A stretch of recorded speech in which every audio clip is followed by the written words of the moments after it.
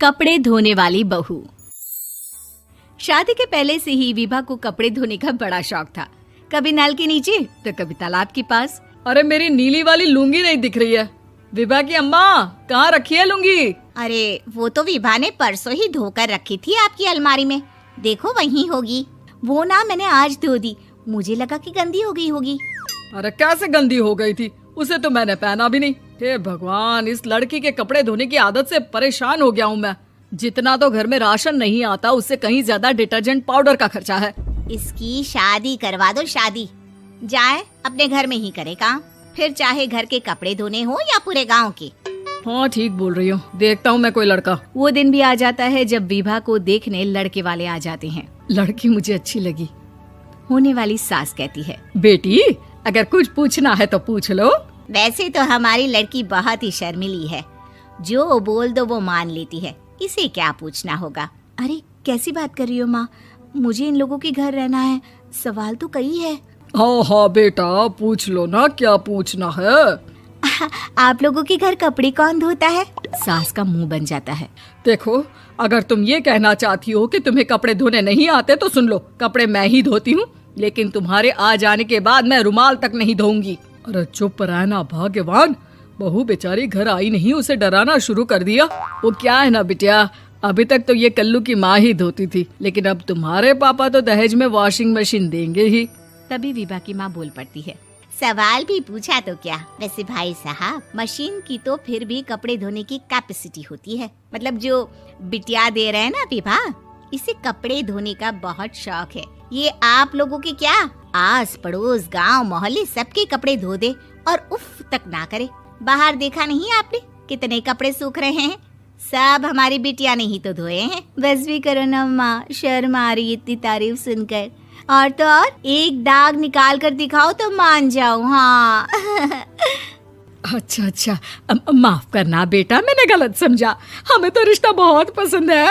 और ऐसे जुड़ जाता है रिश्ता कपड़े धोने का शौक रखने वाली विभा का। उसकी शादी हो जाती है कोयला फैक्ट्री में काम करने वाले कल्लू के साथ। शादी के बाद अचानक विभा चिल्लाती हुई सास के पास आती है। सासू माँ, अरे सासू माँ कहाँ है आप?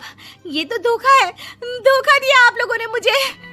इसे ससुर के चक्कर के बारे में पता चल गया।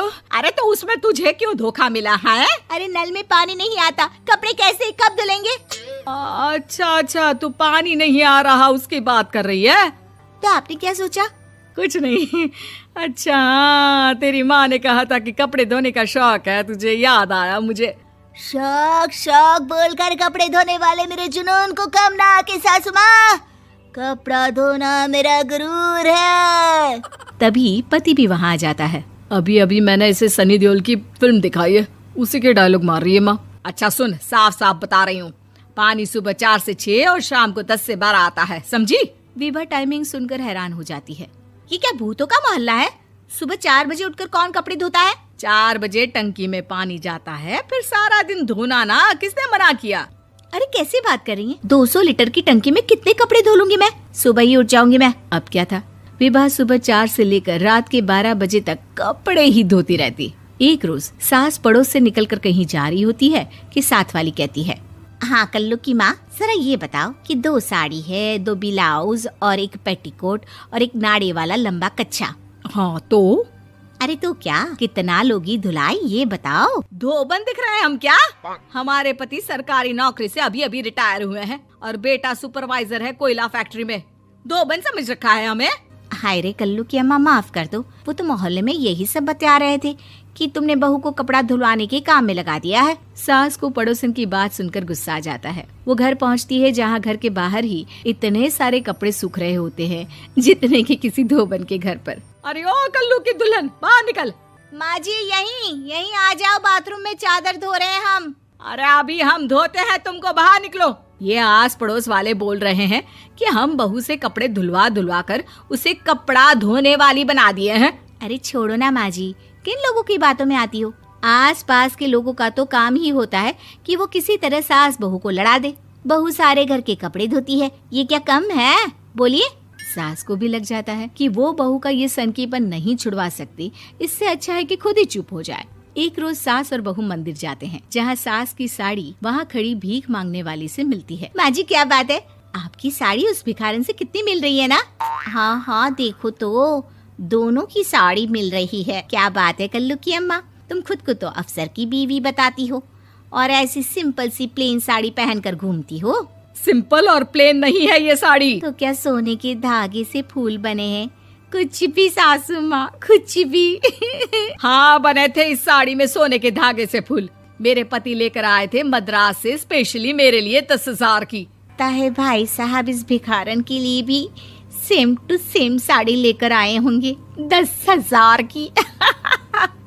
सास उस वक्त तो कुछ नहीं कहती, लेकिन बहू के साथ घर आती है और अलमारी से एल्बम निकाल कर लाती है। ये साड़ी देख रही है, ये वही साड़ी है जिसे मैंने अभी पहना था। इस साड़ी में ये जो चमकदार फूल दिख रहे हैं ना, ये सोने के धागों से काटे गए हैं। लेकिन तू लोकल वॉशिंग मशीन ब्रश से घिस घिस कर सारे फूलों को निकाल कर साड़ी प्लेन कर दी।